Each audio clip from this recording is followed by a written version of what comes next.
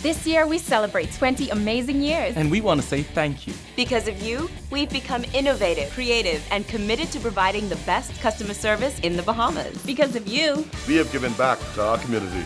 We are proud to serve our Bahamas with cable television, the nation's fastest broadband internet, and reliable phone service. And that's all because of you. Thank you for inspiring us, motivating us, and believing in us. Thank you.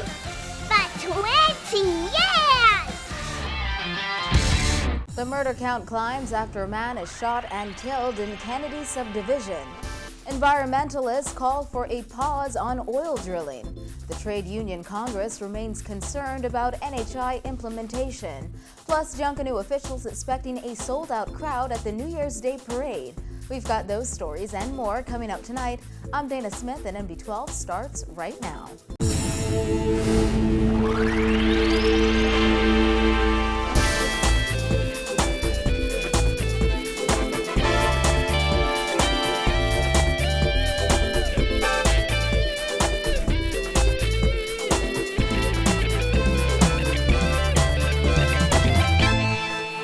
Top news tonight, police recorded the country's 148th murder for the year this morning as they responded to a deadly shooting in the Golden Palms Estates area just off Kennedy Subdivision at around 5 a.m. Chief Superintendent of the Central Detective Unit, Paul Roll, said when police arrived at the scene, they found a man on the ground just outside of his home, suffering multiple gunshot wounds about the body. Our preliminary information is that this young man was involved earlier during the night in an argument with another male who had left. And he himself had left his residence and returned sometime later. As he arrived home, a person accosted him from a white Honda coupe type vehicle, approached him armed with handgun discharge shots where he was struck. EMS visited the scene, examined the individual and pronounced him dead here on the scene. Roll appealed to the public to come forth with any information in regards to the country's latest homicide. We do appeal to anybody who would have any information in regards to this latest homicide to provide that information to the police. If you know who is the owner of this Honda, we ask you to pass that information on to the police. Now that the Bahamas Petroleum Bill and a package of others pertaining to oil exploration have passed, one environmental attorney is calling for government to pump the brakes. Romuald Ferreira said today the government, just as it has done with a host of other matters, is not giving as much information to the public on the topic as it should. He said if it goes wrong, oil exploration could spell disaster for the Bahamas. Kyle Joaquin reports. Environmental attorney Romuald Ferreira says he has a lot of concerns about the government's plans to attempt oil exploration here in the Bahamas. He said it can go either one of two ways. On one end, he said it can be a success and reap millions of dollars for the country's economy. But on the other end, he said it can be catastrophic for the country's main lifeline, the tourism industry. A major fuel spill will ruin this country. That will be it. A fuel spill of major proportion will ruin the tourism industry. And no one, according to Ferreira, would want that to happen, which is why the environmental attorney is calling for the government to be a bit more. You take a look at some of the larger spills, the one that was in the Gulf some years back, you get an apprehension. And what's missing is the transparency and accountability. If you're going to introduce something like this with the potential to totally destroy everything that we work for, it behooves you to do it in a manner that engages all the stakeholders, that sort of validates it. But right now, we know very little about it. In the months leading up to the 2012 general election, the government had promised to hold a referendum on oil drilling in the Bahamas once oil had been found. And given the findings of that report on the Marathon Ruas fuel leak, which were withheld for over a year by the government, Ferreira believes the government currently has a bad track record of releasing vital information to the people. What's the rush? You have to do these things in steps, and you have to be accountable and transparent. You can't just foist this on the people, particularly with the track record that you have. You haven't cleaned up the oil that's spilling now. right? You haven't done that. You hid information from members of the public in Marathon. You let them get sick. You know, there's a cluster of cancer in Marathon. People are dying. There were talks of Prime Minister Christie once serving as a consultant for the Bahamas Petroleum Company when it was a client of Davis & Co. The Prime Minister has since said that he regrets the imputation against his reputation. And in that regard, Ferrero says he agrees with Christie in that there is no conflict of interest, seeing that he had disclosed the situation. However, the environmental attorney says his point is that there are too many questions that aren't being answered, and that it's as if there's something to hide on the part of the government. So I'm saying, look at the whole sector as it exists now. Look at the whole thing. You have the fuel distribution, fuel sales, power generation, oil releases into the sea. Look at that. And you will see a pattern will emerge. Oil spills have been major issues for countries over the past few years, including the U.S., when there was a major oil spill in the Gulf of Mexico in 2010. Ferrero said he isn't completely against the idea of oil exploration. He just wants to be sure safety measures are taken to respect the country and the environment. Reporting for NB12, I'm Kyle Joaquin.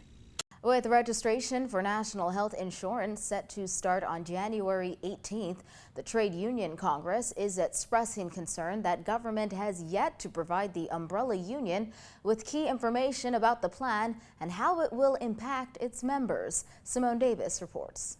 The TUC president said while the union has heard several details on the NHI program, they've heard no specifics, and the government has yet to put anything to the union in black and white, which makes it very difficult to make a holistic statement on the program. The details, like costs, specific date involving the implementation of a cost component, how much it will be, if any. We are not, as a Trade Union Congress, we are not aware of that. We have not gotten a formal position from the government on it. So it makes it very difficult for us as a movement to react to something that doesn't exist. Sanagest International has estimated that NHI would cost between $362 million on the low end and $633 million on the high end, although the Bahamas Insurance Association's estimates have ranged closer to $1 billion. Primary care services are expected to begin in April at a cost of $25 million per fiscal quarter, according to Deputy Chief Medical Officer Dr. DeLon Brennan. It is a basic level of health care that includes programs directed at the promotion of health, early diagnosis of disease, and prevention of disease. Ferguson said members have inquired about how much they will have to pay to benefit from NHI, and the TUC can't answer. Obviously, it's not the best feeling you can have, because as the leader of any organization, people come to you because you're supposed to know. You're supposed to be in a position to know. And all efforts will be made to ensure that we have the information, the statistical information.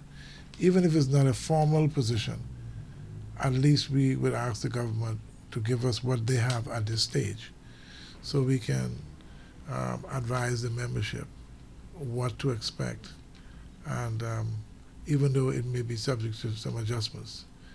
But it's very difficult not to be in a position to respond to certain specific requests that they're making. He also said the union will write the government requesting these details so it can make some important decisions, including whether to negotiate provisions in outstanding industrial agreements to supply the cost of NHI. He noted that while the government had previously spoken about a payroll tax, he was unaware that it was moving forward with the new tax scheme. He said his main concern now is to seek those figures and the cost of NHI.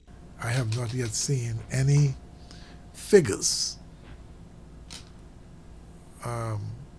indicating what the cost would be. So it's very difficult to respond. But whenever the government makes that information available, and we would write to the government and ask them if they can give us some indication, a pro forma or an estimated cost, if any, and if so, when, and how it's going to affect the workers of the country, because that's my main concern. Minister of Labor Shane Gibson has said it will take 10 to 15 years to fully implement national health insurance. Reporting for NB12, I'm Simone Davis. With just a few hours until the new year, President of the Christian Council, Ranford Patterson, is calling on the government to be more careful, pointing out a few visible errors that he feels the government made this year. Patterson called the Bahamar project a bad deal for the Bahamian people and is urging the government to make decisions that will help the Bahamian people and not harm them. I'm a firm believer that the Bahamar project was a bad deal for the Bahamian people. We gave out $1.5 billion in concession to that project. What did we get back for it? I think we should have gotten a stake in the project, which means the monies that we would have gotten as a result of our stake, 10%, 15%, whatever it is, in the project could pay for national health insurance. So we don't have to tax the Bahamian people anymore.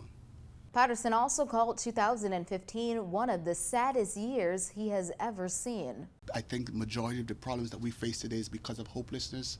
People are just hopeless. People just don't know what to do.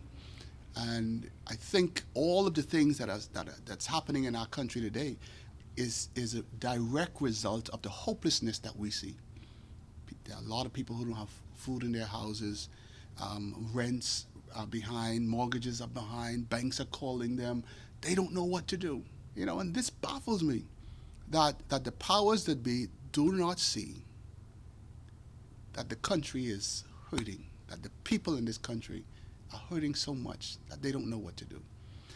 I drove around, one in every 100 houses perhaps might have had a light on them this Christmas. The streets, BC used to put lights up on the poles. There was no lights on the poles. Christmas trees in the tents that they were selling, they end up rotting in the tents. People had no money to spend. He added that while gearing up for the new year, he hopes the government will keep this message in mind. One thing I want to say to the government is, please be careful. I've said this on several occasions to members of Parliament. Please be careful of the treaties on which you sign us on to. We need to know when you sign us onto these things. You come back and you try to enforce things on us that we don't even know anything about. We want to know. Just tell us. Tell us you have to go and you have to sign on something so that we be aware of it when it comes down the pipe. The second thing is, be careful. We're talking about investment coming to the country. We need to recognize that the investors want to be in the Bahamas just as bad as we want them here. Which means we need to negotiate better on behalf of the Bahamian people. There's more news after the break, so stay with us.